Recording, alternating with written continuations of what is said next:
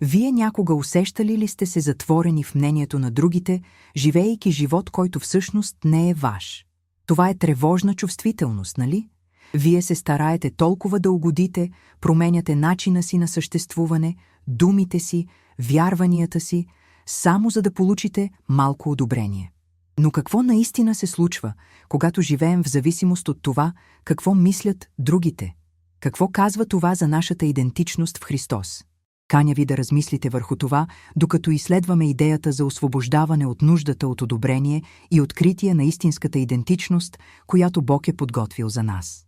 Много често сме повлияни от външни гласове, които ни казват как трябва да действаме, какво трябва да вярваме и дори какви трябва да бъдем. Все едно сме на сцена, опитвайки се да угодим на всички около нас. Но, както често ни напомня Джойс Майер, не можем да угодим на Бога и на човека едновременно. Тази вътрешна борба може да ни остави изтощени, несигурни и недоволни. Ако сте преживели нещо подобно, ще разберете какво искам да кажа. Истината е, че този безкраен стремеж към валидиране може да ни отдалечи от целта и мира, които Бог иска за нас. Когато започнем да търсим своята идентичност в Бога, нещата започват да се променят. В 1 Йоан 3:1 четем: «Вижте каква голяма любов ни е дал Отец, че да бъдем наречени деца на Бога, и такива сме». Този пасаж ни напомня, че сме обичани и приети от Бога точно такива, каквито сме. Няма нужда от нищо друго, за да валидираме своята стойност. Но как можем да приложим това в нашето ежедневие? Как можем да се освободим от тази нужда от одобрение, която често ни затяга? Първата стъпка е да осъзнаем, че нашата идентичност не е определена от мнението на другите. Когато си припомним, че сме деца на Царя, можем да започнем да се откъсваме от очакванията, които светът ни налага. Това е процес и може да не е лесно, но е напълно възможно. Помислете колко пъти не сте се изразили или не сте били автентични от страх от оценката на другите. Това е обща борба, която може да бъде спечелена. Всеки ден трябва да си напомняме, че най-важното мнение е това на Бога и Той вече е обявил, че сме обичани. Как можем да започнем това пътуване към освобождение? Първо, изключително важно е да търсим Бога в молитва, молейки Го да ни помогне да видим нашата истинска идентичност. В Римляни 12:2 сме инструктирани да не се съобразяваме с този свят, а да бъдем преобразявани чрез обновлението на ума ни. Това означава, че трябва да променим начина, по който мислим за себе си и за това, как другите ни виждат. Струва си да се замислим върху това, какво казва Бог за вас. Това е истината, която трябва да основе вашата идентичност. Освен това, е важно да се обградим с хора, които утвърдиха тази истина. Здравословните и вдъхновяващи връзки могат да ни помогнат да растем и да се освободим от оковите на одобрението. Приятелствата, които ни насърчават да бъдем това, което наистина сме, са ценни. Не забравяйте, че както ни учи Джойс Мейер, ако не можете да бъдете автентични, никога няма да намерите истинския мир. Това е такава истина и мощно напомняне, че автентичността е пътят към вътрешния мир. Докато напредваме, можем да се сблъскаме с ситуации, в които нуждата от одобрение се опитва да ни върне назад. Но тук трябва да си припомним нашата идентичност в Христос. В Ефесяни 1:4-5 четем, че Бог ни е избрал преди основаването на света и ни е предопределил да бъдем приети като синове. Това е огромно утешение. Когато разберем, че сме избрани и нашата идентичност е вкоренена в любовта на Бога, можем да се справим с всяка ситуация с увереност.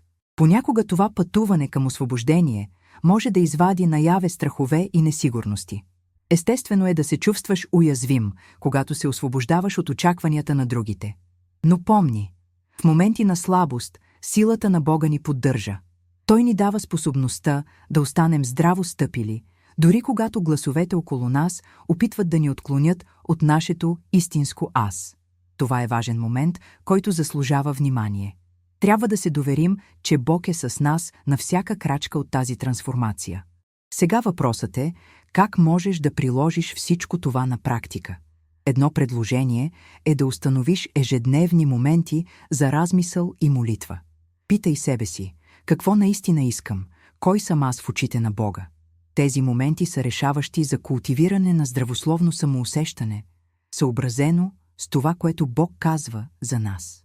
И всеки път, когато се почувстваш изкушен да търсиш одобрението на другите, помни, че твоят идентитет е непоклатим в Христос.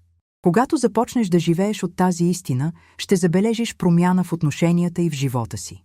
Прекрасно е как вътрешната свобода се отразява на всичко около нас. Като се освободиш от нуждата от одобрение, ще отвориш място за по-автентични и смислени отношения. Любовта и приемането, които търсиш, няма да дойдат отвън, а отвътре, и това ще трансформира начина, по който се свързваш с другите. Пристигнахме до важен момент от тази рефлексия. Готов ли си да се освободиш от веригите на чуждото одобрение и да откриеш истинската идентичност, която Бог има за теб?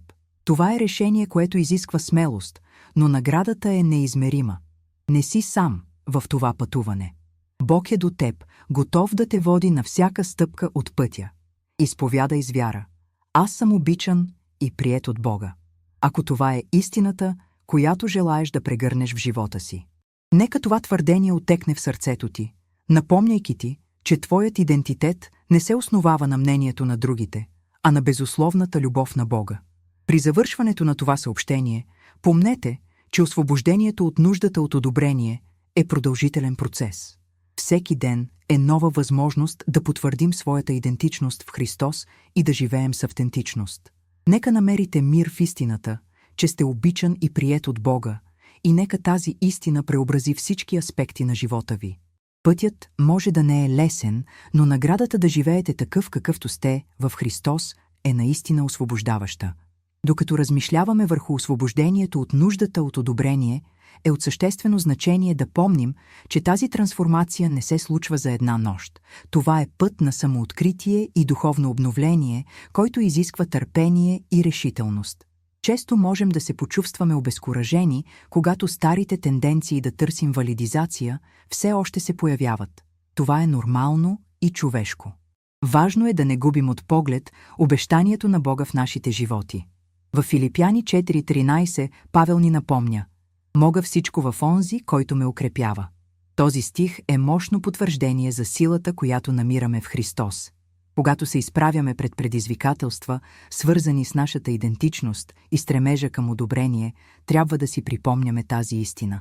Силата на Бога е достатъчна, за да ни помогне да преодолеем всякаква несигурност или страх, който възникне. Това ни води до един основен момент – нашата зависимост от Бога във всички аспекти на живота. Значителна част от този процес на освобождение включва разбирането, че нашата идентичност не е само индивидуална, но и част от по-голямо тяло. В 1 Коринтияни 12:27 Павел ни учи, че вие сте тялото на Христос, а по-отделно всеки от вас е член на това тяло. Това означава, че въпреки че нашето лично пътуване е уникално, ние сме взаимосвързани и всеки един от нас има съществена роля в общността на вярата. Когато осъзнаем, че не трябва да носим тежестта на одобрението сами, можем да намерим утеха и подкрепа в единството на църквата. Освен това, е жизнено важно да отглеждаме среда на любов и приемане около себе си. Когато сме заобиколени от хора, които отразяват любовта на Христос, е много по-лесно да се чувстваме сигурни в нашата идентичност. Запомнете какво ни учи Джойс Майер. Бог никога не ни е призовавал да живеем сами. Нуждаем се от здравословни отношения, които да ни помогнат да растем и да стоим твърдо в истината за това, кои сме. Това означава активно да търсим връзки с тези, които ни насърчават и ни напомнят за любовта на Бога. Понякога можем да се колебаем да бъдем наистина автентични от страх от отхвърляне. Но е важно да помним, че любовта на Бог е безусловна и не зависи от мнението на другите. В Римляни 8:38-39 намираме твърдението, че нито смърт, нито живот, нито ангели, нито началства, нито неща сегашни, нито бъдещи, нито височина, нито дълбочина, нито какво и да е друго същество не могат да ни отделят от любовта на Бога. Тази истина трябва да ни освободи от страха от отхвърляне, тъй като приемането от Бога е това, което наистина има значение. Докато напредваме, също е съществено да практикуваме прошка, както за себе си, така и за другите. Често можем да сме интернализирали критики и отхвърляния от миналото, които ни пречат да живеем в пълнота. Прошката към самите нас за това, че не сме били автентични или за това, че сме търсили одобрението на другите, е жизнено важна стъпка за изцеление. В Колосяните 3:13 ни се напомня да прощаваме, както Господ ни е простил. Тази прошка е освобождаваща и ни позволява да продължим напред с обновено сърце. А когато говорим за освобождение, не можем да забравим важността на твърдението на Божията истина за нас всекидневно. Практика, която може да бъде трансформационна, е да създадем твърдения, базирани на писанията, които потвърдят нашата идентичност в Христос.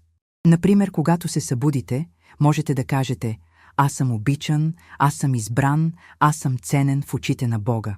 Тези declarations, когато се повтарят, имат силата да формират нашите мисли и да укрепват нашето доверие в това, кой наистина сме. Докато навлизаме по-дълбоко в това пътуване на самооткритие и освобождаване, е жизнено важно да бъдем внимателни към нашите емоции. Автоосъзнаването ни позволява да идентифицираме кога се поддаваме на външния натиск. Когато разпознаем тези моменти, можем веднага да насочим погледа си към Бога и да си припомним кой сме в Него. В Псалм 139:14 намираме потвърждението, че сме страхотно създадени. Тази истина трябва да ни вдъхнови да се гледаме с очите на Божията благодат и любов, вместо да се оценяваме въз основа на човешките стандарти. Не можем да забравим, че през това пътуване можем да се срещнем с съпротивление, както вътрешно, така и външно.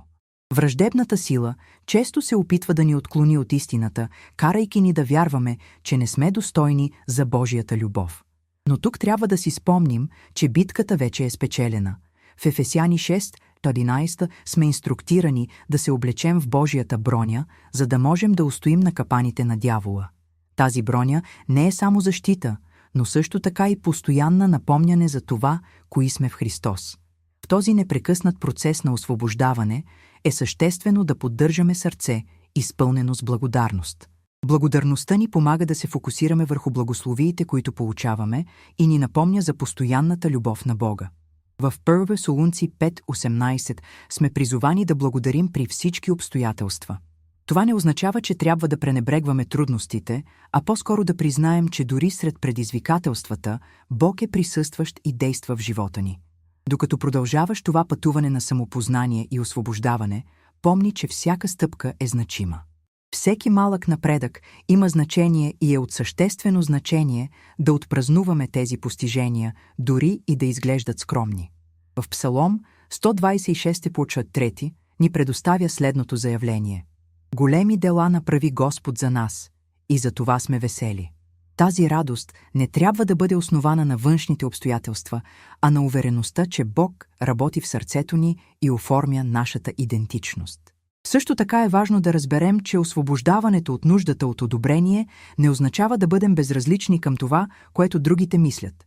Напълно естествено е да искаме да бъдем уважавани и обичани, но ключът е да поставим тези желания в правилна перспектива. Когато намерим своята идентичност в Бога, развиваме сигурност, която ни позволява да приемаме обратна връзка и критика по конструктивен начин, без това да разклати нашето усещане за стойност. Това е съществено, тъй като, както често учи Джойс Майер, ние не сме перфектни, но сме в процес на усъвършенстване. Тази реалност трябва да ни насърчава да виждаме предизвикателствата като възможности за растеж. Друг важен аспект от това пътуване е практиката на медитация върху писанията. Когато се посветим на размисли върху Божието Слово, позволяваме то да проникне в нашето същество и да трансформира начина, по който мислим. В Исус Навин 1:8 сме инструктирани да медитираме върху закона ден и нощ, за да можем да имаме успех във всичко, което правим. Този успех не се отнася само до външни постижения, но най-вече до мира и увереността, че живеем според волята на Бога. Като медитираме върху обещанията на Бога, укрепваме истината, че сме обичани и приети, независимо от мнението на другите. Освен това, е от съществено значение да изразяваме своята идентичност в Христос чрез конкретни действия. Това може да означава да бъдем мили, щедри и любящи към другите, независимо от начина, по който ни третират. В Галатяни 5:22-23 намираме плода на Духа, който ни учи да живеем по начин, който отразява характера на Бога. Когато разберем, че сме обичани, можем да обичаме другите по-истински. Тази автентичност в нашите взаимоотношения е мощна декларация за нашата идентичност в Бога. И когато го правим, започваме да счупваме веригите, които ни държат в необходимостта от одобрение.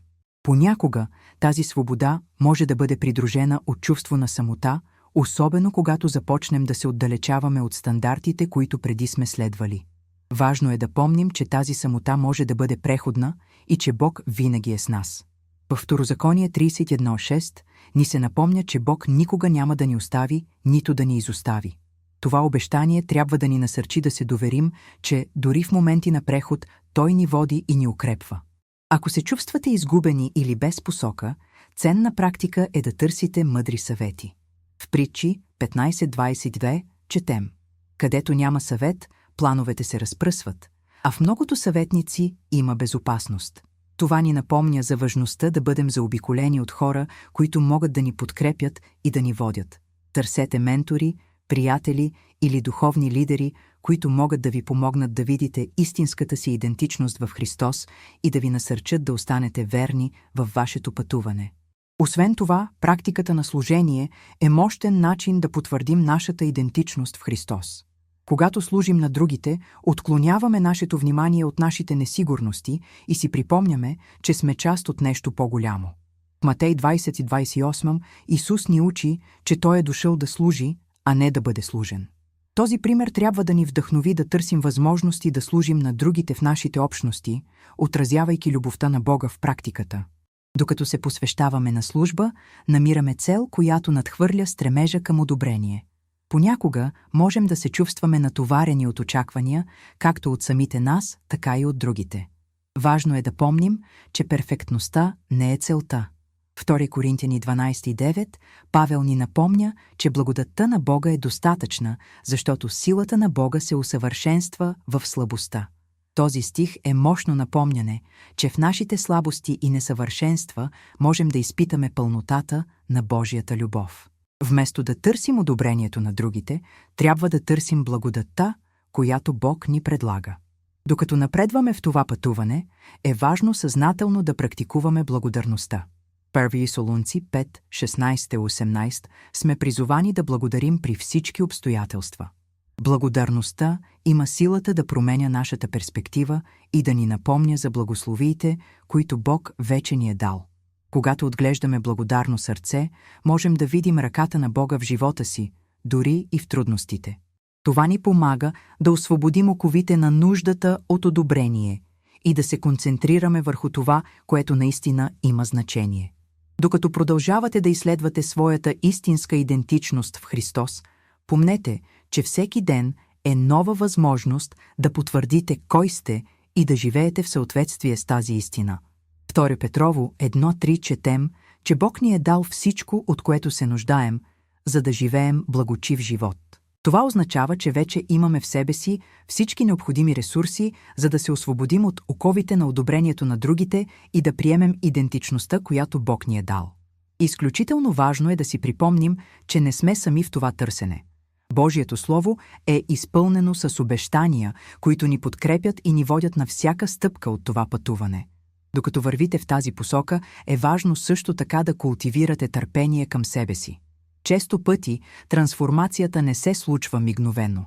Може би ще срещнете назадъци или мигове на съмнение. Това е естествено. В Яков 1:2-4 сме насърчени да считаме изпитанията за радост, тъй като те произвеждат упоритост. Тази упоритост е ключът към духовния растеж. Всеки предизвикателство е възможност да научим повече за това, кой сте в Христос, и да се доближим още повече до истината, която Бог има за вас. Освен това, не забравяйте, че практиката на поклонение е съществена част от този процес.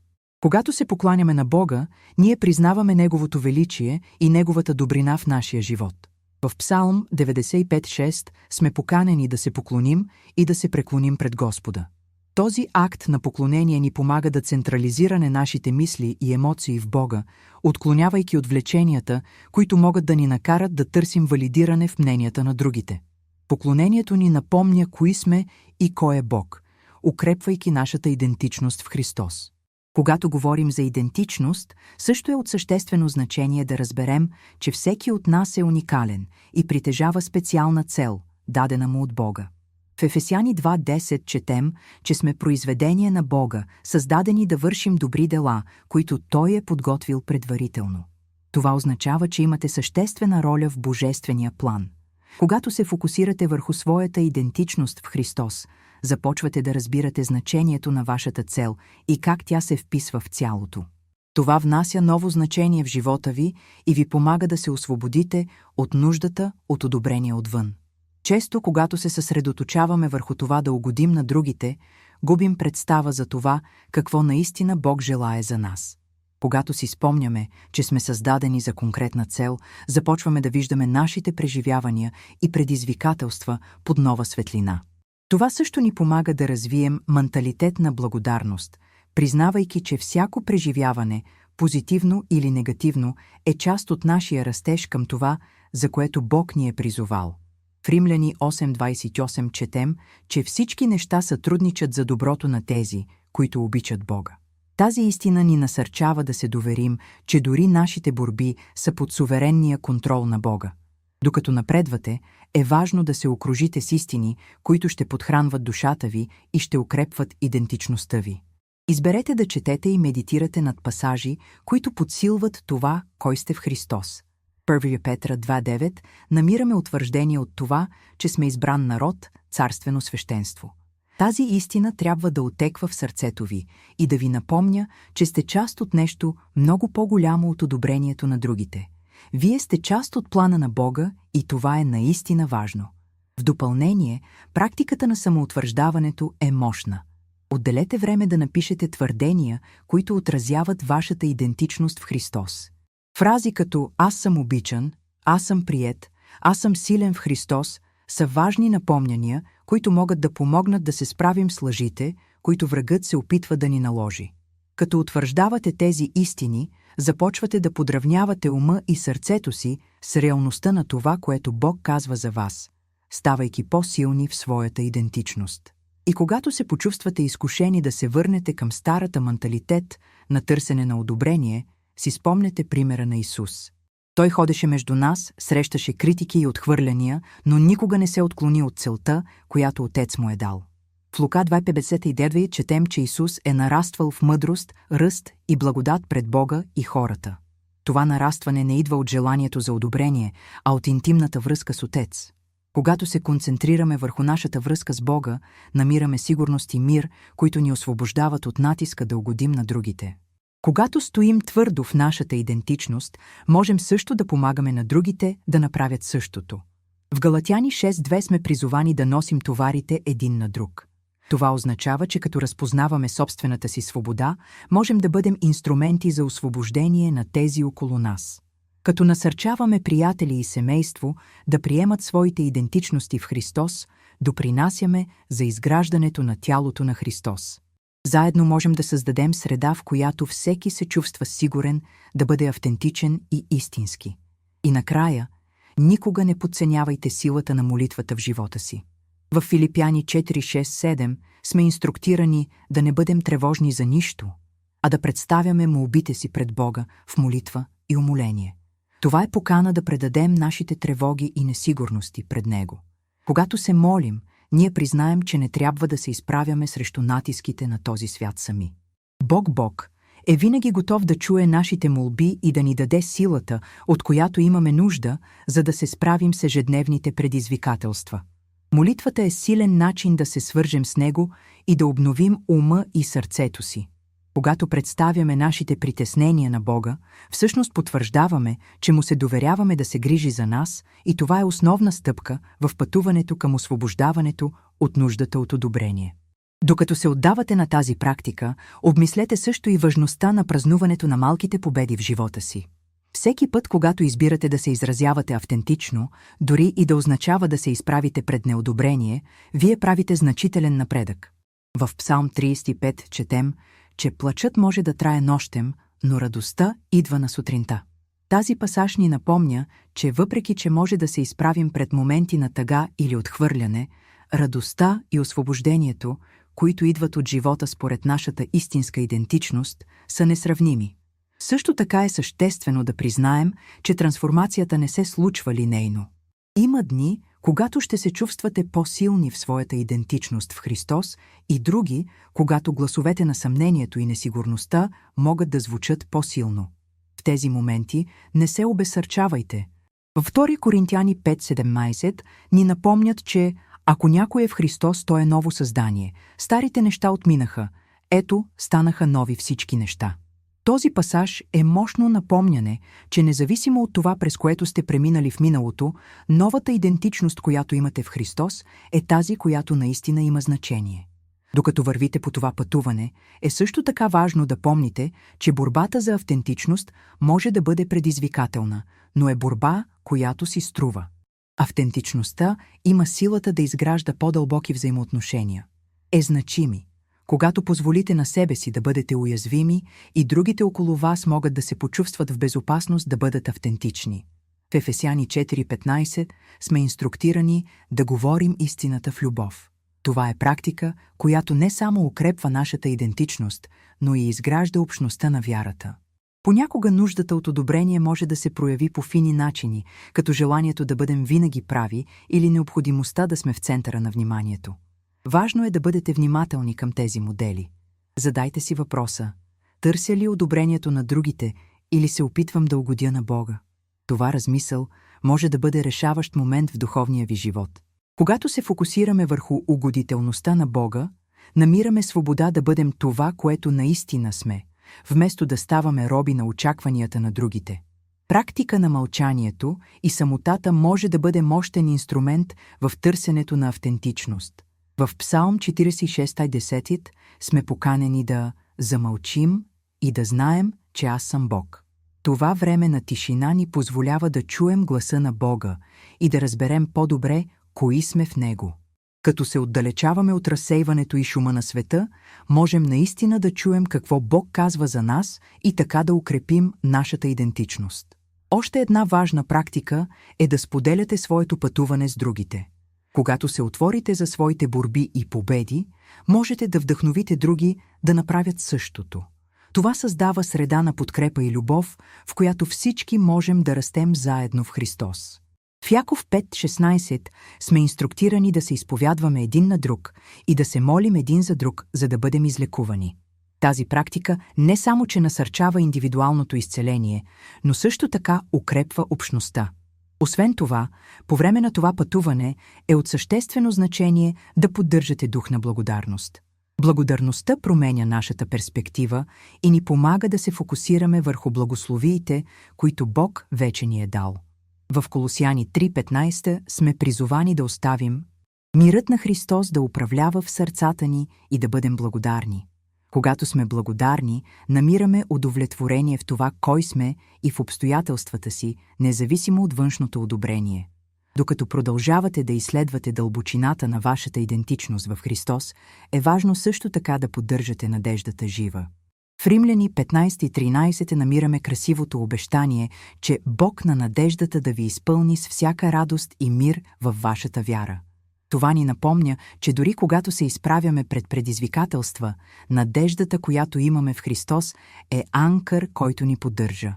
Тази надежда ни позволява да гледаме към бъдещето с очакване, знаейки, че Бог работи в живота ни по начини, които често не можем да видим.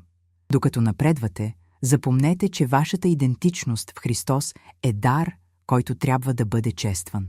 В 1 Петрово 2:9 сме описани като избран род, царствено свещенство, свята нация. Тази истина е основополагающа за разбирането, че сме част от нещо много по-голямо от самите нас. Нашата идентичност не е само индивидуална, но е свързана с колективна цел в царството на Бога. И накрая, никога не подценявайте силата на поклонението в живота си. Поклонението е отговор на това, което Бог е направил за нас и е мощен начин да потвърдим нашата идентичност в Христос. Когато се покланяме, си спомняме кои е Бог и какво е направил за нас. В Псалм 94:1 сме поканени да се покланяме на Господа с радост. Тази радост е израз на нашата идентичност в Христос и когато се покланяме, се свързваме с източника на любов и приемане, от който се нуждаем. Поклонението ни напомня, че независимо от външните мнения сме обичани и ценени от нашия Творец. Следователно, когато вдигнем гласовете си в поклонение, обновяваме ума си и потвърждаваме нашата идентичност като синове и дъщери на Бога. Това ни подтиква да живеем с увереност, знаейки, че сме основани в Неговата истина и не в несигурностите на този свят. Преди да си тръгнеш, направи две неща сега. Абонирай се за канала и активирай камбанката, за да получаваш следващите съобщения. И сподели това видео с някого, който трябва да чуе това днес.